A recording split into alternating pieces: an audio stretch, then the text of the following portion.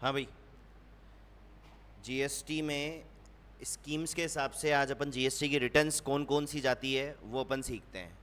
ठीक है, मैंने आपको जीएसटी में जो स्कीम्स बताई थी कि जब आप जीएसटी का रजिस्ट्रेशन कराते हैं तो किन्हीं दो स्कीम्स में आपको रजिस्ट्रेशन कराना होता है। या तो आप रजिस्ट्रेशन कराते हैं कौन सी स्कीम में? Normal scheme.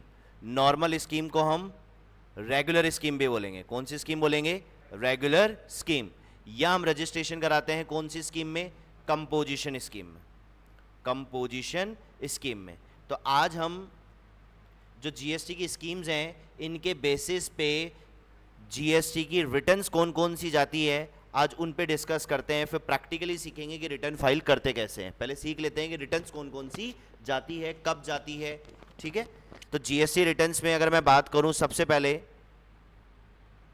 नॉर्मल स्कीम में देखिए, अगर मैं जीएसटी रिटर्न की बात करूं, स्कीम्स की बात ही नहीं करूं, तो इन्होंने जो जीएसटी की रिटर्न्स दी हुई है गवर्नमेंट ने, भारत सरकार ने, ठीक है, वो GSTR 1 है, GSTR 2 है, GSTR 3, GSTR 4, GSTR 5, GSTR 6, GSTR 7, GSTR 8, GSTR 9, GSTR 10, ये सारी क्या दे रखी हैं? रिटर्न्स दे रखी हैं। ठीक है, उन्होंने बोला कि ये 1, 2, 3 जो है ये नॉर्मल स्कीम वालों के लिए है। किसके लिए है? Normal scheme. नॉर्मल स्कीम वाले कौन सी रिटर्न फाइल करेंगे? 1, 2 एंड 3। GSTR 4 जो है वो किसके लिए है? कंपोजिशन स्कीम के लिए। किसके लिए है? कंपोजिशन स्कीम के लिए। ठीक है, GSTR 5 नॉन रेजिडेंट पर्सन के लिए है। GSTR 6 ISD input service distributor है। अभी आप सिर्फ सुन लें, ठीक है, आपके काम की तो वैसे भी ये 4 ही रिटर्न्स होंगी। आपके काम की ये 4 ही रिटर्न्स होंगी। ठीक है, बड़े लेवल पे अगर आप जाते हैं तो आपको ये सब मिलता है, नॉन रेजिडेंट, ISD। ठीक है, 7 TDS जो डिडक्ट करते हैं गवर्नमेंट उनके लिए है। GSTR 8 जो इको है, इलेक्ट्रॉनिक कॉमर्स ऑपरेटर, जैसे कि अमेजॉन, फ्लिपकार्ट, ये कौन सी रिटर्न फाइल करते हैं? GSTR 8। GSTR 9 एनुअल रिटर्न है। एनुअल, साल में एक बार सभी को फाइल करनी होती है। ठीक है, और GSTR 10 जो है वो कैंसिलेशन पर है, कि अगर आप जीएसटी का रजिस्ट्रेशन कैंसिलेशन में डाल देते हैं, कैंसिल करा देते हैं, तो आपको एक फाइनल रिटर्न डालनी होती है। इसे हम फाइनल रिटर्न भी बोलते हैं। आपको एक फाइनल रिटर्न डालनी होती है GSTR 10। तो ये सारी स्कीम्स के बेसिस पे अलग अलग रिटर्न्स गवर्नमेंट ने बनाई हुई है। जो हमारे काम की है वो सिर्फ 4 है: GSTR 1, GSTR 2, GSTR 3 और GSTR 4। तो अभी अभी मैंने बताया जीएसटी रिटर्न में जो नॉर्मल स्कीम वाले हैं वो कौन कौन सी रिटर्न फाइल कर रहे हैं?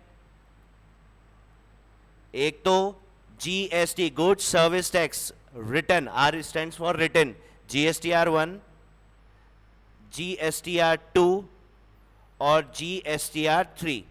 गवर्नमेंट ने GSTR 2 को 2 पार्ट्स में बांटा हुआ है।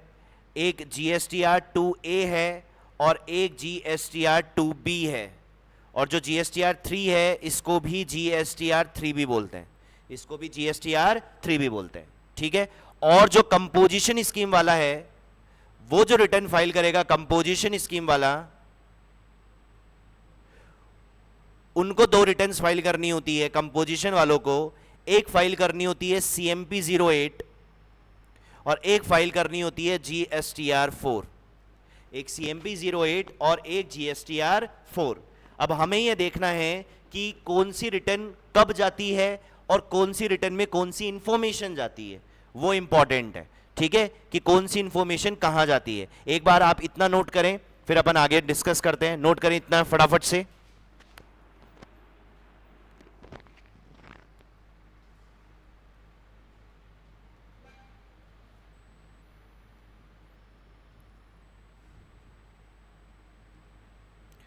ये होता है इनपुट सर्विस डिस्ट्रीब्यूटर।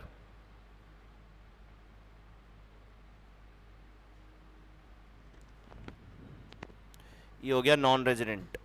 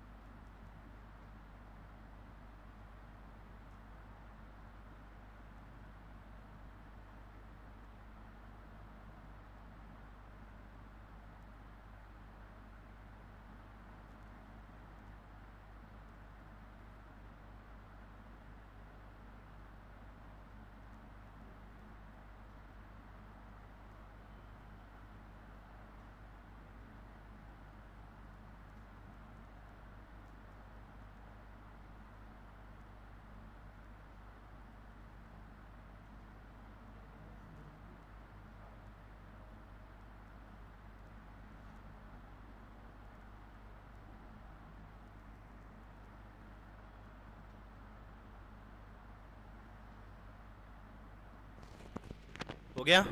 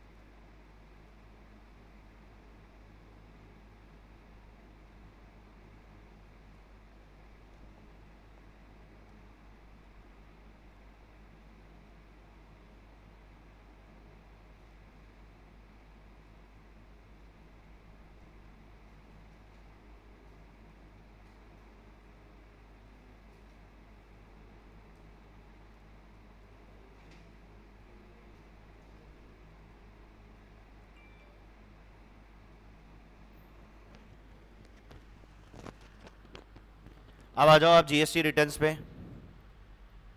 अब देखते हैं ये वन क्या कहती है और ये सब रिटर्न्स क्या कहती हैं।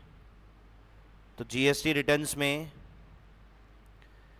जो GSTR1 है पहले उस पर डिस्कस कर लेते हैं। ये जो GSTR1 है ये आउटवर्ड सप्लाई की इंफॉर्मेशन यहां डालती है। आउटवर्ड मतलब सेल्स डिटेल, तो आप इसको सेल्स रिटर्न भी बोल सकते हैं और सेल्स डिटेल यहां पर डलती है। ठीक है, कि जितनी भी आपने सेल की है वो सारा सब कुछ।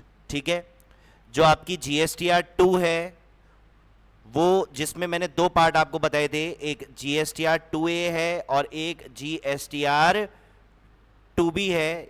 ये दोनों आपकी परचेज डिटेल को शो करती है। किसको शो करती है? परचेज डिटेल को। और जो आपकी GSTR3B है ये क्या होता है, यहां पर जो आपने सेल डाली GSTR1 में, उस सेल्स के ऊपर में जो आपकी आउटपुट लाइबिलिटी है, आउटपुट लाइबिलिटी सेल के ऊपर जो जीएसटी आपने कस्टमर से कलेक्ट किया है वो आउटपुट लाइबिलिटी होती है। इसमें से माइनस कर दिया जाएगा परचेज, यानी कि परचेज के ऊपर जो आप जीएसटी देकर आ रहे हो जिसे हम क्या बोलते हैं? Input tax. क्या बोलते हैं? Input tax. लाइबिलिटी नहीं बोलेंगे, इनपुट टैक्स बोलेंगे। ठीक है, ये अगर प्लस में आती है यानी आपका आउटपुट ज्यादा है और इनपुट कम है तो फिर दैट इज जीएसटी पे टू गवर्नमेंट। और अगर ये वैल्यू माइनस में आ जाती है तो गवर्नमेंट को पे नहीं करना। इसका सिचुएशन ये हुआ कि आपके पास में अच्छा खासा इनपुट पड़ा हुआ है, परचेज आपकी ज्यादा है, सेल आपकी कम हुई है, तो उस केस में आपको गवर्नमेंट को कुछ नहीं पे करना। अगर वैल्यू माइनस में आ जाती है तो ये कैरी फॉरवर्ड हो जाती है नेक्स्ट मंथ के लिए। कैरी फॉरवर्ड हो जाती है किसके लिए? नेक्स्ट मंथ के लिए। नेक्स्ट मंथ के लिए। तो GSTR1 बेसिकली आपकी आउटवर्ड, ठीक है, ये हो गई आपकी इनवर्ड, और आउटवर्ड माइनस इनवर्ड का डिफरेंस किस में चला गया? 3B में चला गया। अब जो GSTR1 है वो उसकी जो ड्यू डेट है, अब मैं ड्यू डेट की बात कर रहा हूं कि इनको आपको कब फाइल करनी होती है। तो GSTR1 की जो ड्यू डेट है वो दो दे रखी है गवर्नमेंट ने। एक दे रखी है मंथली, हर महीने आपको एक रिटर्न GSTR1 फाइल करनी होगी, और एक होती है क्वार्टरली। एक हो गई आपकी क्वार्टरली। जो क्वार्टरली है वो इन्होंने एक स्कीम भी दे रखी है QRMP। एक स्कीम का नाम दे रखा है क्या? QRMP। फुल फॉर्म है इसका। QR का मतलब हो गया क्वार्टरली रिटर्न, MP का मतलब हो गया मंथली पेमेंट। यानी रिटर्न तो आपको क्वार्टरली फाइल कर लो, आप सेल की डिटेल तो 3 महीने में एक साथ डाल लो, लेकिन आपको जो जीएसटी का टैक्स है वो तो आपको मंथली ही पे करना पड़ेगा। तो यहां पे आप भले ही रिटर्न जो है क्वार्टरली डाल लो, जो मंथली पेमेंट होता है वो चालान के थ्रू होता है। ठीक है, वो चालान आपको जमा कराना होता है और जीएसटी टैक्स जमा होता है। वो चालान कैसे, किस तरह से जमा होता है वो हम देखेंगे ही प्रैक्टिकल क्लास में। ठीक है, तो अब जो मंथली आप रिटर्न फाइल करेंगे इसकी ड्यू डेट क्या है? इसकी ड्यू डेट है 11 from the end of the month. 11 from the end of month. Month and होने से 11 तारीख। जैसे सपोज अभी क्या चल रहा है, कौन सा मंथ चल रहा है? अभी अपना जून चल रहा है। तो जून में जो मैंने रिटर्न डाली होगी वो किसकी डाली होगी? मई की। भाई मई की रिटर्न जून में, जून की रिटर्न जुलाई में, जुलाई की रिटर्न अगस्त में, इसी तरीके से तो आप रिटर्न फाइल करते हैं। तो जो जून में रिटर्न गई है वो मई की गई है, तो मैंने ये जो 11 जून गया है, इस 11 जून तक मैंने रिटर्न फाइल की होगी, कौन सी, GSTR1। कौन से मंथ की, of the month of May, of the month of May. मई की रिटर्न कब फाइल हो गई, 11 जून तक। अब जून की रिटर्न कब तक फाइल करूंगा, 11 जुलाई तक। जुलाई की रिटर्न 11 अगस्त तक। कौन सी रिटर्न फाइल कर रहे हैं, GSTR1। और GSTR1 में डिटेल कौन सी जा रही है, सेल्स की जा रही है। किसकी जा रही है, सेल्स की जा रही है। ठीक है यहां तक। और अगर आप क्वार्टरली फाइल करते हैं, अगर आप क्वार्टरली फाइल करते हैं तो इसकी हो जाएगी 30th from the end of month, from the end of quarter, sorry, from the end of quarter. अगर आप क्वार्टरली रिटर्न फाइल करते हैं तो क्या ड्यू डेट हो जाएगी, 30th from the end of the quarter, from the end of quarter. Quarter क्या हो गया आपका, first month April to June. तो अप्रैल मई जून की एक साथ रिटर्न फाइल करोगे, कब तक, 13 जुलाई तक। कब तक फाइल करोगे, 13 जुलाई तक। तो ये तो क्वार्टरली रिटर्न की ड्यू डेट है, वो मंथली रिटर्न की ड्यू डेट है। GSTR2 आप कभी फाइल नहीं करते हैं। GSTR2 जो 2A और 2B है, ये फाइल नहीं करते हैं, ये ऑटोमेटेड जनरेटेड रिटर्न है, ऑटोमेटेड जनरेटेड रिटर्न होती है। ये आप कभी भी फाइल नहीं करते हो। जिससे आपने माल खरीदा है, जिससे आपने, भाई मैं परचेज की बात कर रहा हूं, तो आपने तो परचेज किया, सामने वाले ने बेचा है, तो जिससे आपने माल खरीदा है वो जैसे ही अपनी GSTR1 फाइल करेगा, क्योंकि उसके लिए तो सेल है, तो वो बकायदा डिटेल डालता है सेल में कि मैंने किस किस को माल बेचा है। तो जैसे ही वो अपनी GSTR1 फाइल करेगा, मेरे GSTR2 में वो ऑटोमेटिकली जनरेट हो जाएगी। ये हम सीखेंगे आगे। अभी आप ये ध्यान रखें कि परचेज की डिटेल, परचेज की रिटर्न हम कभी नहीं डालते हैं। परचेज जो GSTR2 है वो ऑटोमेटेड ही क्या हो जाती है, जनरेट हो जाती है। ठीक है, ये फाइल नहीं करते हैं। अब आते हैं GSTR3B पे, GSTR3B पे। तो जो GSTR3B है, ये आपकी कौन सी रिटर्न हो गई, ये भी आपकी मंथली और क्वार्टरली रिटर्न हो गई, मंथली और क्वार्टरली रिटर्न हो गई। अब जो मंथली रिटर्न है, मंथली रिटर्न है, वो मंथली रिटर्न की जो डेट है वो इन्होंने 3 रखी हुई है बच्चों। कुछ में 20 रखी हुई है, कुछ स्टेट्स में 22 रखी हुई है, और कुछ स्टेट्स में 24 रखी हुई है। क्योंकि पहले क्या होता था, एक साथ एक ही ड्यू डेट होती थी 20 तारीख, तो पूरे इंडिया में सब लोग 3B एक साथ फाइल करते थे, तो पोर्टल में कोई ना कोई जो है वो गड़बड़ हो जाता था, पोर्टल हैंग हो जाता था।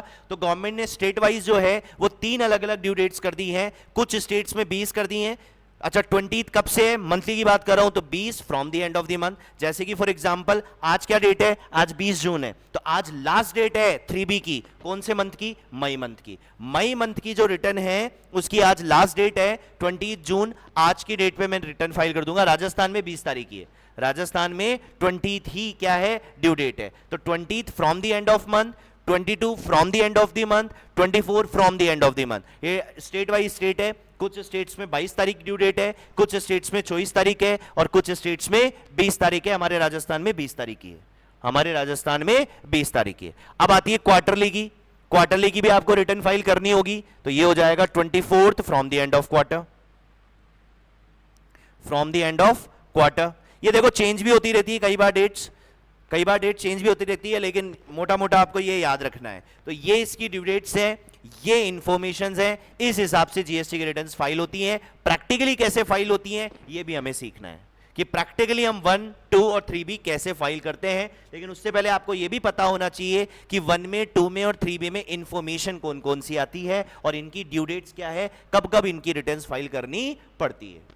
फिर आएंगे हम कंपोजिशन स्कीम में, जहां कंपोजिशन स्कीम में 2 रिटर्न्स मैंने आपको बताई थी, एक CMP 08 होता है और एक GSTR 4 होता है। तो ये हम कब फाइल करेंगे उस पर भी हम डिस्कस करेंगे। पहले ये नोट कर लें फटाफट से।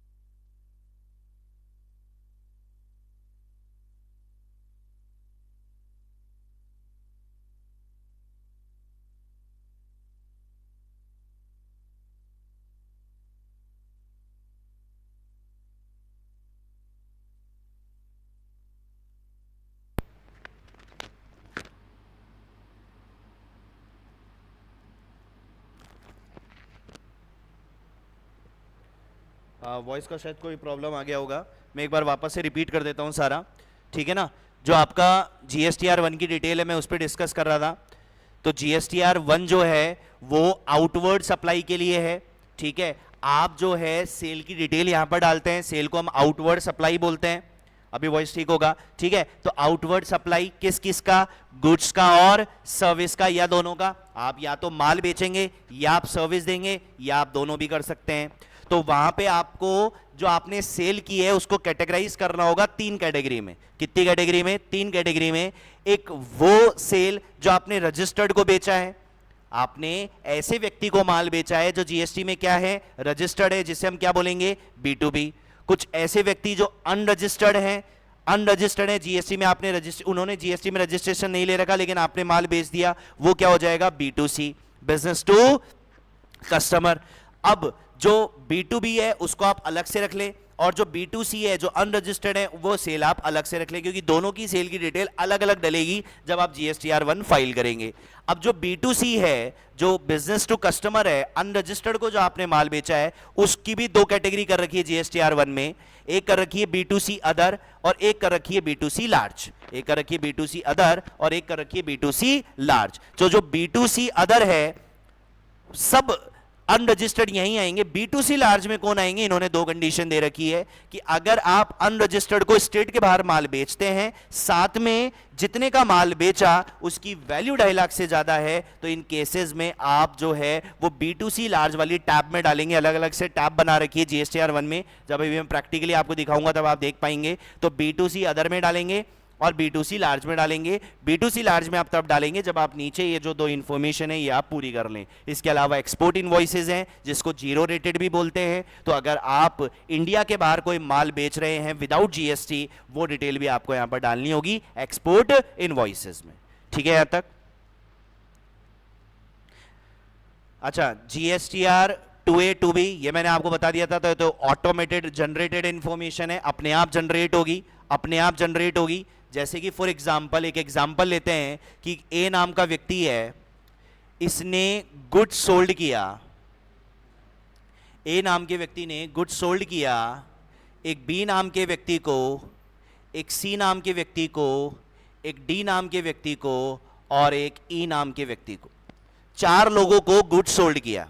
जो A है वो A GST में रजिस्टर्ड है, GST में रजिस्टर्ड है, और रजिस्टर्ड किस में है, नॉर्मल स्कीम में है, रेगुलर स्कीम में है। नॉर्मल स्कीम में है, रेगुलर स्कीम में है, और नॉर्मल स्कीम में भी इसने मंथली रिटर्न वाला ही ऑप्ट किया हुआ है। QRMP स्कीम में नहीं है, क्वार्टरली रिटर्न फाइल नहीं करता है, ये मंथली रिटर्न ही फाइल करता है। तो A ने गुड सोल्ड किया B को, C को, D को और E को। जो B है वो GST में रजिस्टर्ड है, जो C है वो GST में रजिस्टर्ड है, जो D है वो अनरजिस्टर्ड है,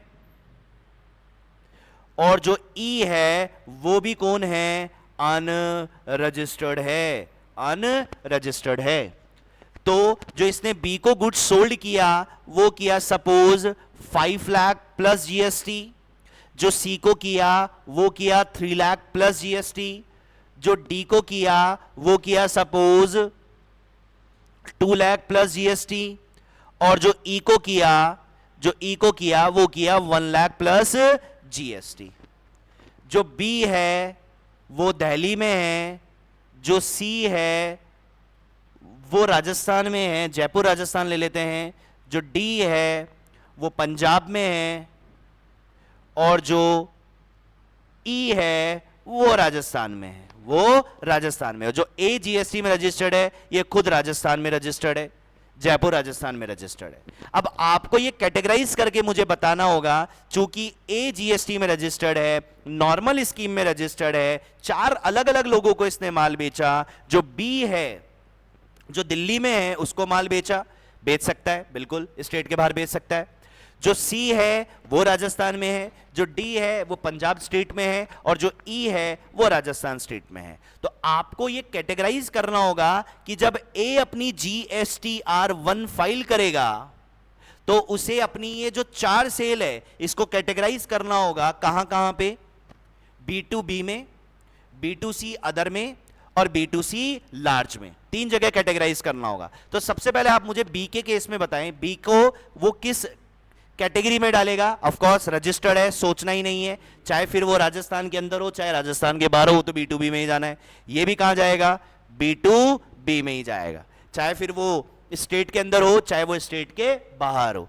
अब बात आती है डी की और ई की। डी चूंकि अनरजिस्टर्ड है तो ये बात तो तय है कि B2C जाएगा, और जो ई है वो भी अनरजिस्टर्ड है, ये बात तय है कि ये भी B2C ही जाएगा। बट B2C में 2 कैटेगरी मैंने आपको बताई थी।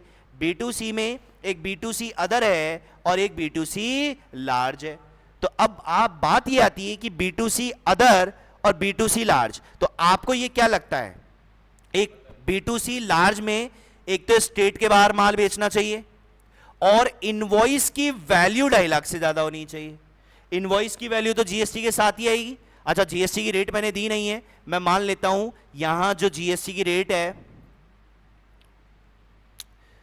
वो 18% है। कितनी है, 18%। कितनी है, 18%। तो अब मुझे बताइए 18% में क्या ये 250 को क्रॉस कर जाएगा? स्टेट के बाहर तो है लेकिन इनवॉइस की वैल्यू तो क्रॉस नहीं कर रही है ना, 2.5 को क्रॉस नहीं कर रही है, तो फिर ये कहां चला जाएगा, B2C अदर में चला जाएगा। कहां चला जाएगा, B2C अदर में, और नीचे वाला तो है ही राजस्थान में, तो ये भी कहां जाएगा, B2C अदर में चला जाएगा।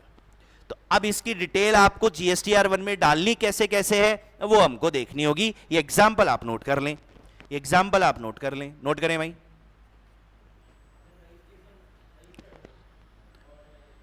कौन रजिस्टर्ड हो, हम्म हम्म हम्म कुत्ती हो, बी अगर रजिस्टर्ड है 1 करोड़ ही क्यों ना हो, B2B में ही जाना है, क्योंकि B2B की तो कैटेगरी एक है ना, B2B, चाहे 1 रुपए क्यों ना हो। ठीक है,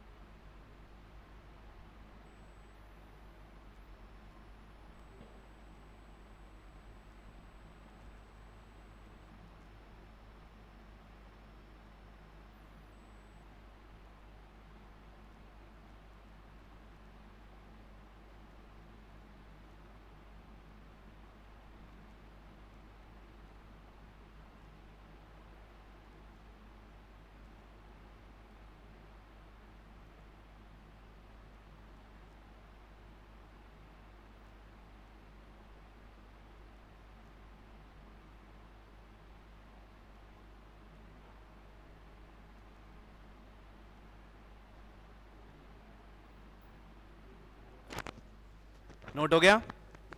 बाकी का जो है वो अपन कल देखते हैं। ठीक है, कल अपन देखेंगे कि B2B, B2B, B2C, large, other, GSTR1 portal, कल GST का पोर्टल पे प्रैक्टिकली अपन ये सारी चीज़ें देखेंगे। ठीक है, आज इतना ही करते हैं। चलो जी, धन्यवाद।